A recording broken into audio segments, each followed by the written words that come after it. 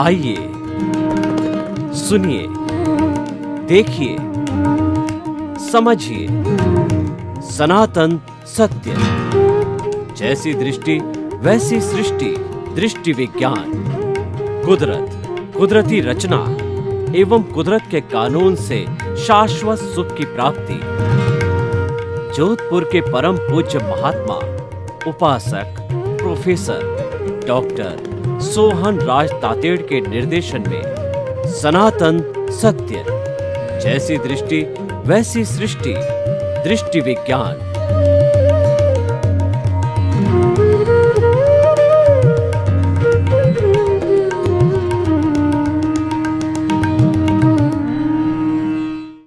भाई और बहनों, मातृशक्ति को नमन। आज का हमारा बहुत ही सुंदर विषय है हिंसा अहिंसा का स्पष्टीकरण। और ये बहुत एप्रोप्रिएट समसामयिक विषय है कि हिंसा किसकी होती है। देखिए, हिंसा अहिंसा को समझने के लिए पहले हमें जड़ और चेतन दो तत्वों को समझना पड़ेगा। ये पूरा ब्रह्मांड, पूरा कॉस्मोस है, वह जड़ और चेतन दो तत्वों से मिला हुआ है। दोनों तत्वों की कैरेक्टरिस्टिक, उनके जो गुण है, लक्षण है, वो समझना बहुत जरूरी है। सबसे पहले हम चेतन तत्व है उसके लक्षणों को जानें। आत्मा किसे कहते हैं? असंख्य चेतनामय परमाणुओं के पिंड को चेतना आत्मा कहा जाता है। भारतीय दर्शन में कुल जो इसके 23 नाम बताए गए हैं, और वह जो है वो संवेदना करता है और अनुभव करता है, सुख दुख की अनुभूति करता है, और उसके बाद प्रजनन करता है, ग्रोथ होती है। इसकी कुल 9 कैरेक्टरिस्टिक है, वो हमारे भारतीय ग्रंथों में बताई है। और विज्ञान ने भी इसको कॉन्शियसनेस रूप के अंदर वो 9 कैरेक्टरिस्टिक को अपने हिसाब से जो है उसको मान्य किया गया है। तो हम आपको बताना चाहते हैं कि ये चेतन की बात है। और दूसरा जड़ तत्व, चेतन साध्य है, क्योंकि वह फीलिंग करता है, सुख दुख की अनुभूति करता है, इसलिए साध्य है। इसका स्थान सुपीरियर स्थान है, और जो जड़ है वो साधन है। देखो, साधन के बिना साध्य प्राप्त नहीं किया जाता है। हर काम को करने के लिए जो है वो साधन की आवश्यकता जरूर होती है। Means are required to execute anything, to complete anything. तो जो जड़ है वह क्या है कि वर्ण गंध रस स्पर्श वाला है, और वो गलन मिलन धर्मा होता है। उसके अंदर फ्यूजन होता है, यूनियन होता है, वह टूटता है और उसके बाद के अंदर वह मिलता है। देखिए कि हमारे वैज्ञानिकों ने कुल 116 तरह के तत्वों को खोज निकाला है। ये तत्व जो है आपस में मिलते रहते हैं, टूटते रहते हैं। तो जो जिसका कि उत्पाद होता है वह होता है, उसको पर्याय बोला जाता है, मोड बोला जाता है, और वो बदलता रहता है। इसके बदलने के कारण ही यह कहा जाता है कि संसार जो है संचरण करता वो संसार है, और हर क्षण हर वस्तु संसार में बदलती रहती है पर्याय के गुण के कारण। तो ये जड़ के अंदर होता है। लेकिन चेतन का जो पर्याय, क्यों पर्याय बिना तो वस्तु का अस्तित्व तो नहीं है, लेकिन जो चेतन का जो अस्तित्व है, केवल अस्तित्व की वजह से, पर्याय की वस्तु से वजह से उसको ज्ञान और दर्शन युक्त कहा गया है।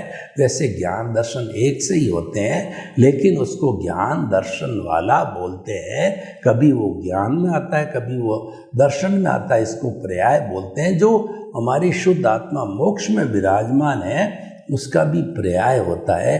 पर्याय का अर्थ होता है कि वह कभी ज्ञान में, कभी दर्शन में, कभी दर्शन से कभी ज्ञान में, ऐसे आता रहता है। शुद्ध परमात्मा स्वरूप आत्मा भी।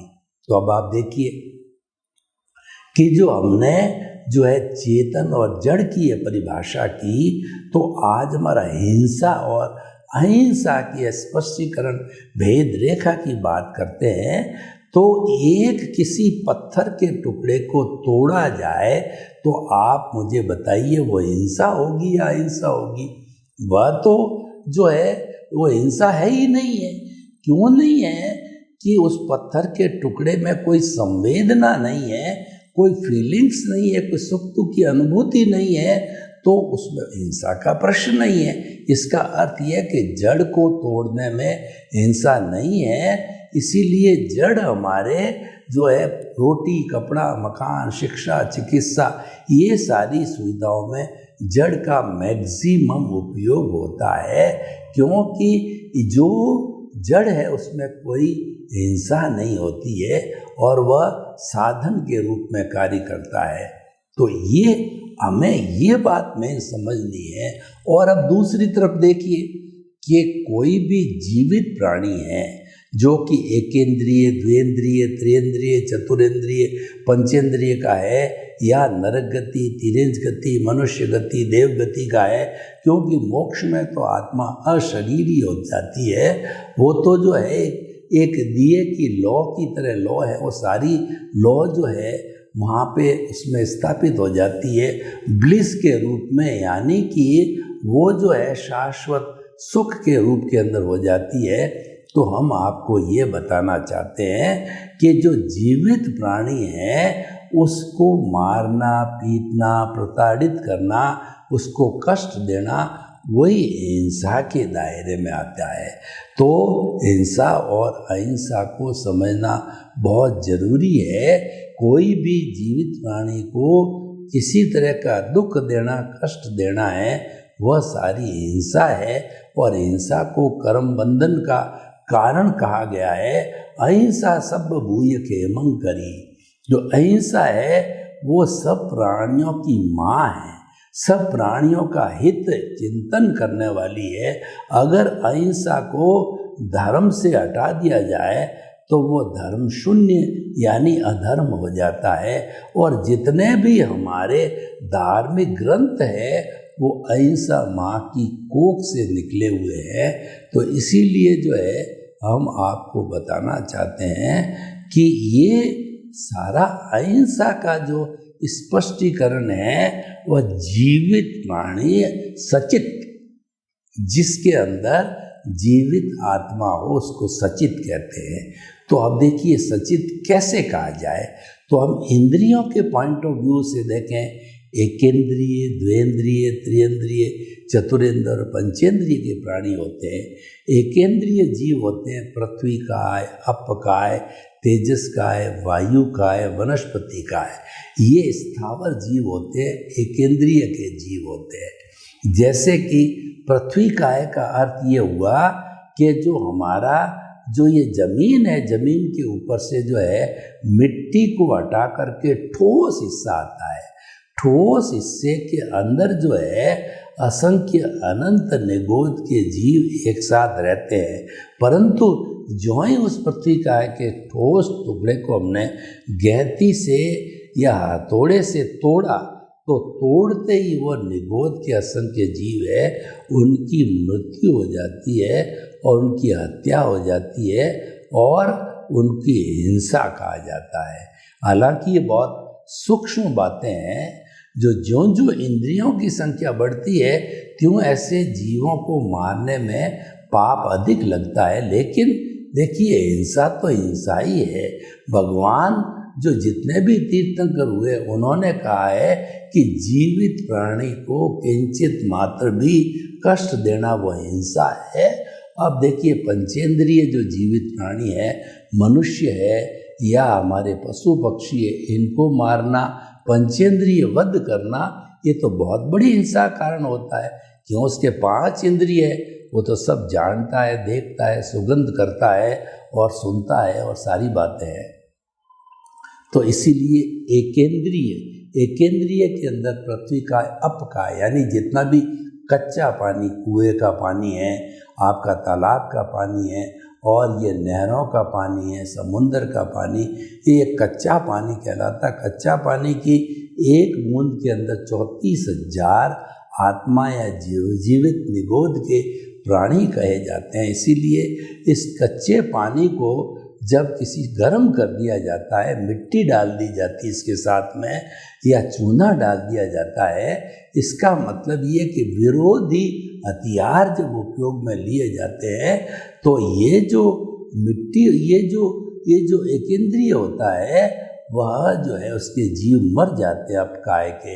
इसी तरह से तेजस का यानी अग्नि है, जब हम कभी माइंस के अंदर जाते हैं तो कई बार अग्नि जलती है, उस अग्नि के अंदर असंख्य जो है जीवित प्राणी होते हैं निगोद के, क्योंकि वो जो जीव होता है वह ग्रोथ करता है। तो उसी तरीके से ये जो अग्नि है ये फैलती है, ऑक्सीजन को प्राप्त करके अग्नि फैलती है, दावा नल भी लग जाता है और अग्नि से आगे ऑक्सीजन को प्राप्त करके और काफ़ी बड़े क्षेत्र को वो आग लगाकर जला देती है। तो इसीलिए इसके अंदर जीव होता है।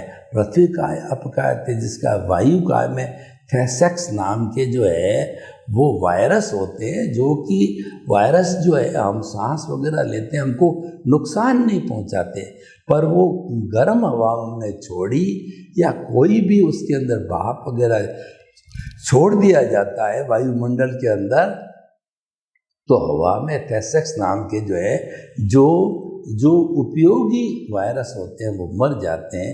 ये वायु काय की इंसाइड। इसीलिए आप देखिए कि जो जैन धर्म का साधु है, न तो पृथ्वी काय को उसको मारना नहीं है, तो कोई तरह की मिट्टी नहीं खोदता है, अब काय का कच्चा पानी नहीं लेता है, अग्नि जलाता है वायु के लिए, वो मुंह के आगे पट्टी लगा करके बोलता है।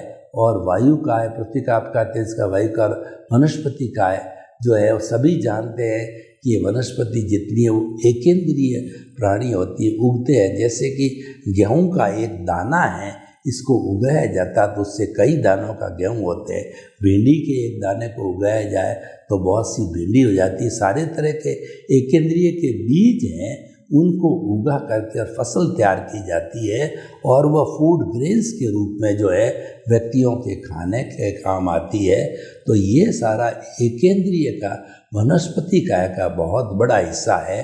तो हम जो है 84 लाख जीवा योनि बर्थ प्लेस है, उनका आपको विवरण देना चाहते हैं जो जिंदी है। और इसके बाद भी देखिए आप, 2 इंद्रिय मतलब ये तो हमने एक इंद्रिय स्पर्श इंद्रिय की बात करी, अब 2 इंद्रिय वाले होते हैं, उसके अंदर एक वाले में तो स्पर्श होता है और 2 वाले के अंदर स्पर्शन रसन का मतलब जीभ मुंह और जुड़ जाता है।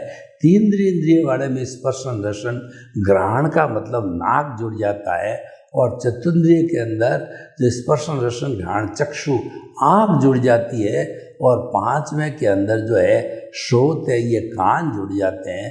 तो ये पंचेंद्रिय तक के जो है प्राणी होते हैं और उनको मारना पीटना ये सारी हिंसा कहलाती है। तो अब आप देखिए कि अब ये 84 लाख जीवा योनि है, जीवित प्राणियों के उत्पत्ति स्थान है। इसका मतलब 84 लाख ही जीवित प्राणियों की संख्या नहीं है, उन आत्माओं की संख्या तो असंख्य अनंत है, लेकिन उत्पत्ति स्थान, ओरिजिन ऑफ द इंसेप्शन, कहाँ से पैदा होते हैं, कहाँ से वो इनके जन्म लेने के बर्थ प्लेस से जो वो 84 लाख है, वो मैं आपको क्लासिफिकेशन बताना चाहता हूँ कि 7 लाख पृथ्वी का है, 7 लाख अप का है, 7 लाख तेजस का है, 7 लाख वायु का है, 10 लाख प्रत्यक्ष वनस्पति का है, 14 लाख साधारण वनस्पति का है, 2 लाख बेन्द्रिय, 2 लाख त्रिंद्रिय, 2 लाख चतुरिंद्रिय, 4 लाख नारकी, 4 लाख देवता और जो है 14 लाख मनुष्य की जाति, 4 गति 84 लाख जीवा योनि प्राणियों को मैंने किसी को मन से, वचन से, काया से, करने से, करवाने से, रमोदने से किसी को कष्ट दिया तो मैं क्षमा प्रार्थी हूँ, मैं उन सभी को क्षमा करता हूँ, वो मुझे क्षमा करे, मैं किसी का शत्रु नहीं हूँ, ना कोई मेरा शत्रु है। ऐसी भावना हमको 84 लाख जीवा योनि प्राणियों के प्रति ये भावना करती रहनी चाहिए। इसको प्रतिक्रमण बोला जाता है कि जब हम भावना करते रहेंगे तो इसका मतलब ये कि जो आत्माएं हैं ये अव्ययवाद है, इनके तक हमारी आवाज़ पहुंचती है। कोई अव्ययवाद आत्माओं को तार की आवश्यकता नहीं होती है, भावों के माध्यम से बात पहुंचती है, क्योंकि उस आत्मा के अंदर जो शब्द समाप्त हो जाते हैं लेकिन भाव जरूर रहते हैं। तो इनको भावों के माध्यम से हम इनसे क्षमा याचना कर सकते हैं। भावों के माध्यम से तो हम सिमंदर स्वामी के पास ही जा सकते हैं। और जो मुक्ति का मार्ग है वो भाव है, क्रिया से मुक्ति नहीं है। ये बात हमें अहिंसा में बहुत अच्छी तरीके से समझ लेनी चाहिए कि जो मन वचन काया की जो शुभ प्रवृत्तियाँ वो समस्त क्रियाएं हैं और क्रिया में मुक्ति नहीं है। क्रिया तो जो है ये हमारा जो प्रारब्ध है उदय है। क्रिया मात्र अवस्था से जुड़ा हुआ है, अवस्था मात्र उदय और प्रारब्ध होती है। अवस्था हमेशा टेम्परेरी होती है, अवस्था हमेशा नाशवान होती है और अवस्था वाला जड़ ही होता है। और वह जड़ है वो भुगतान और परिणाम होता है, क्योंकि जो चेतन होता है उस पर कुदरत का कानून लागू नहीं होता, कुदरत के रूल उस पर लागू नहीं होते। वो तो परमानेंट तत्व है, भूत भविष्य वर्तमान में सदा एक सा रहने वाला है, उस पर कोई असर नहीं आता। सारा जो असर आता है इस जड़ पदार्थ के ऊपर आता है, चेतन पे कोई असर नहीं होता। चेतन तो खुद जो है वह जो ज्ञाता दृष्टा है और उसकी हाजिरी रहती है, तभी ये जड़ तत्व काम करता है। और चेतन तत्व की हाजिरी नहीं हो तो ये जड़ तत्व रूपी जो पुद्गल है, शरीर है, ये तो मुर्दा बन करके इसको जला दिया जाता है। तो इस तरीके से हिंसा अहिंसा का जहाँ प्रश्न है वह लागू होता है चेतन तत्व के ऊपर, जड़ पर वह लागू नहीं होता है।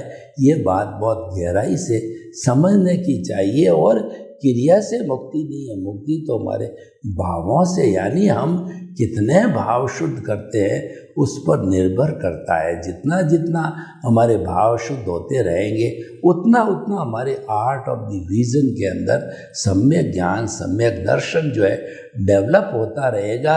और हमने जब सारी दुनिया के लोगों ने निर्दोष अकर्ता और शुद्ध आत्मा माना है ज्ञान लेकर के, तो ऐसी स्थिति में हमारा मोहनीय कर्म भी घटता रहता है। और ज्ञानावरणीय कर्म जो है सम्यक ज्ञान से ज्ञानावरणीय कर्म धुलता रहता, सम्यक दर्शन से दर्शनावरणीय कर्म घुलता है। और मोहनीय कर्म कर्ता भाव के जाने से मोहनीय कर्म मिलता है। जब ज्ञान मिलता है तो हमको अकर्ता निमित्त बना दिया जाता है कि कर्ता तो व्यवस्थित शक्ति है, और जो मनुष्य को व्यवस्थित शक्ति ने कोई किसी प्राणी को पावर नहीं दिया है कि वह जो है वह तो केवल भुगतान करे, और कर्ता तो व्यवस्थित शक्ति है। लेकिन मनुष्य अपने अहंकार के वशीभूत ये सोचता है कि ये शरीर मेरा है और इस शरीर का संचालन करने वाला मैं हूँ।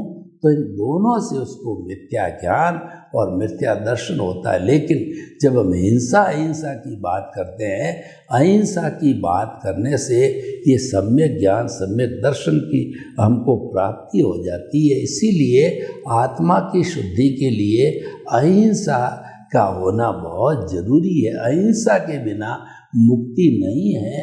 अहिंसा को हमने बहुत अच्छी तरह से समझना चाहिए। देखिए बात समझ की है कि चाहे आप आर्ट ऑफ द विजन में उस समझ को फिट करो, चाहे मन वचन काया से करो, लेकिन मन वचन काया है वो तो कुदरती रचना है और वह व्यवस्थित है, तो हम उसको भुगतान ही मानेंगे।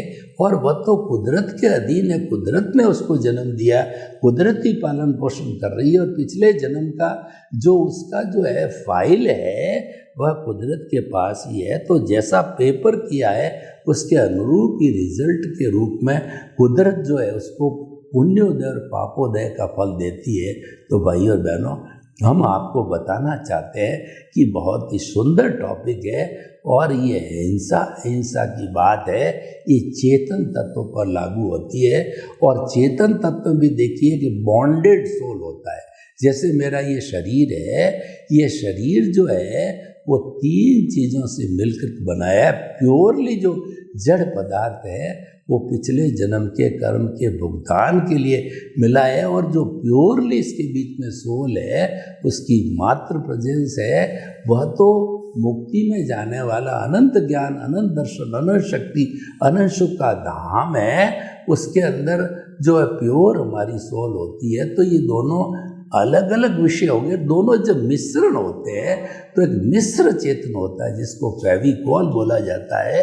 तो उस मिश्र चेतन से जो है वो दोनों जुड़े हुए रहते हैं। तो दोनों को जोड़ने का कार्य करने वाला है वो मिश्र चेतन है। और मिश्र चेतन को जो है हमें समाप्त करना है। और मिश्र चेतन समाप्त कब होता है कि जब हम जो हमारी अज्ञानता है उसको संपन्न कर देते, वही मिश्र चेतन है। अज्ञानता चली गई, कॉजल बॉडी, लिंग शरीर जब समाप्त हो गया, और उसको समाप्त करने के लिए यानी अहिंसा की सुप्रीम अवस्था होती है, वह मुक्ति की अवस्था होती है। जब आत्मा अपने शुद्धतम रूप को प्राप्त कर लाती होती है तब वो संपूर्ण अहिंसक के रूप में होती है। अहिंसा का बिना सहारा लिए जो है हम अपनी आत्मा का उद्धार कहिए, मुक्ति में जाने कहिए, वो नहीं कर सकते हैं, क्योंकि उसका आधार ही हमारी हिंसा और अहिंसा कर्म बंधन का कारण ही हिंसा और कर्म छूटने का कारण है वो अहिंसा है। बहुत जो हमारी जिन वाणी बहुत स्पष्ट है, भगवान ने बहुत चीज़ों के अंदर सचित और अचित की बात कही है। जो अचित होता है वो साधन है और उसमें कोई भी फीलिंग संवेदना नहीं है, इसलिए उसको काटना पीटना जो है वह किसी भी तरीके से हिंसा का काम नहीं है, क्योंकि वह जड़ पदार्थ है। लेकिन कोई भी आत्मा सहित जीवित प्राणी है तो वो चेतन है, वो जो है हमारा सचित है। तो सचित के वाले व्यक्ति को जो है पीटना काटना तो उसको फीलिंग होती है, उसको दर्द होता है, वो सुख दुख की अनुभूति करता है, इस कारण से वह हिंसा कहलाती है। तो भाई और बहनों, बहुत स्पष्ट भेद रेखा हमारे सामने है, चित्त और अचित के रूप के अंदर है। तो हमें इस सब चीज़ों को समझना चाहिए और समझ करके हमारे आर्ट ऑफ विजन में सम्यक ज्ञान, सम्यक दर्शन और सम्यक चाहित और सम्यक तप को हमने स्थापित किया है। तो हम जब कर्ता बन गए तो कर्ता बनने के बाद में समस्त विश्व के प्राणी निमित्त निर्दोष अकर्ता और शुद्ध आत्मा है। तो उस स्थिति के अंदर ये हमारा जो है शरीर मेरा नहीं और शरीर का मैं संचालक नहीं हूँ, मैं तो इस कुदरत का जो है वो गेस्ट हूँ, सफरर हूँ और यूज़र हूँ। तो उस स्थिति के अंदर नो ब्लेम नो क्लेम की अवस्था आ जाती है और उस स्थिति के अंदर जो है हमारा सम्यक ज्ञान, सम्यक दर्शन हो जाता है। शरीर का न तो मैं संचालक हूँ, न मैं शरीर मेरा है। जब दोनों स्थितियाँ आती, सम्यक ज्ञान, सम्यक दर्शन हो जाता है और मन वचन काया तथा उससे जुड़ी हुई अवस्था मात्र कुदरती रचना है। यह जो है हमारा कुदरती रचना देखते रहते हैं तो ये देखते रहने से हमारा सम्यक तप हो जाता है। कितने समय तक जो हम सम्यक तप करते रहेंगे इसका कोई निश्चित मापदंड नहीं, अज्ञानता पे डिपेंड करती है। जितनी अज्ञानता है उस अज्ञानता को जो है हम जो है अकर्ता भाव से जो है उसको समाप्त कर सकते हैं। निमित्त निर्दोष कर्ता और शुद्ध आत्मा से उसको समाप्त किया जाता है। तो भाई और बहनों, हम आपको बताना चाहते हैं कि ये सारा जो कार्य है वो हमें बहुत सुचारू रूप से करना चाहिए, क्योंकि जब तक हमारे को जो है हिंसा की परिभाषा ध्यान नहीं होगी तब तक जो है हम अहिंसा की बात को नहीं समझ सकते। और इसके सपोर्टिंग भी है, जो अहिंसा की बात करते हैं तो उसके सपोर्टिंग है वो 9 तत्व है। वो 9 तत्व है जीव, अजीव, पुण्य, पाप, आश्रव, संवर, निद्रा, बंध और मोक्ष। तो ये जो जीव है उसकी जीव की शुभ प्रवृत्ति जो है वो हमारी अहिंसा है और अशुभ प्रवृत्ति हिंसा है। ये तो गया जीव, और अजीव जो है वह एकदम हिंसा अहिंसा के दायरे से अलग है, क्योंकि उसके अंदर कोई फीलिंग और ग्रोथ नहीं है। तो पुण्य और पाप जो है ये भीतर हमारे शरीर में आने वाले कर्मों का जो है वो हमारे कर्म हैं। जिस तरीके से तालाब और टंकी में पानी आता है उसी तरीके से हमारे भीतर पुण्य पाप रूपी पुद्गल आते हैं, और पुण्य पाप का दर्जा उनको कब मिलता है? जब उनका उदय और प्रारब्ध होता है, उस समय वो पुण्य और पाप के रूप में जो है वो व्यक्ति को रिजल्ट देते हैं। तो जीव अजीव पुण्य पाप आश्रव संवर, आश्रव कर्मों के आने को द्वार कहा जाता है, और ये आश्रव होता है वो हमारी आत्मा का विरोधी तत्व है, आत्मा को बांधता है, इसलिए इसको हे कहा गया है।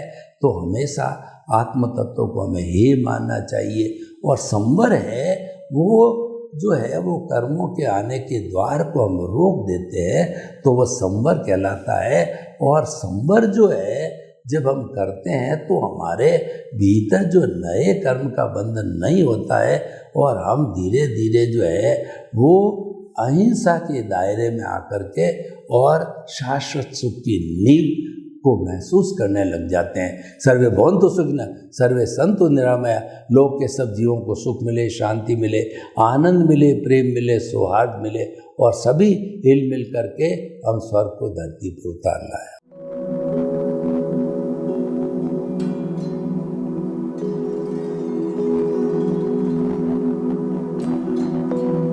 एक ऐसा अंतर्राष्ट्रीय ख्याति प्राप्त मानव जो गुरु प्रेरणा से पिछले 20 वर्षों से वानप्रस्थ जीवन जीते हुए 24 घंटे मानवता की सेवा में संलग्न है।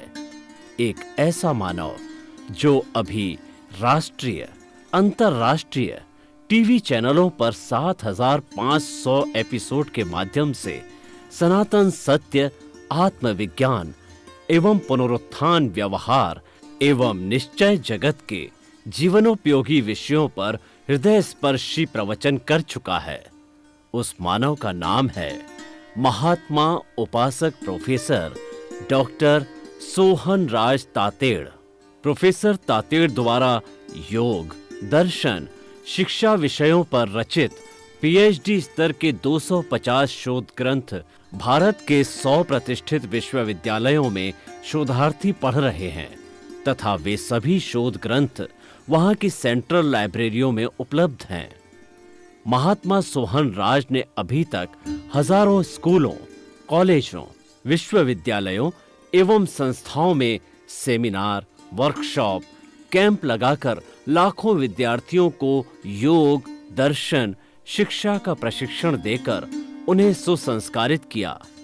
डॉक्टर तातेड़ ने भारतीय संस्कृति उत्थान के 4000 से अधिक समसामयिक विषयों पर आर्टिकल लिखकर ऑनलाइन जर्नल, पत्रिकाओं, वेबसाइट्स पर प्रकाशित किया, जिसका उपयोग लाखों पाठक कर रहे हैं।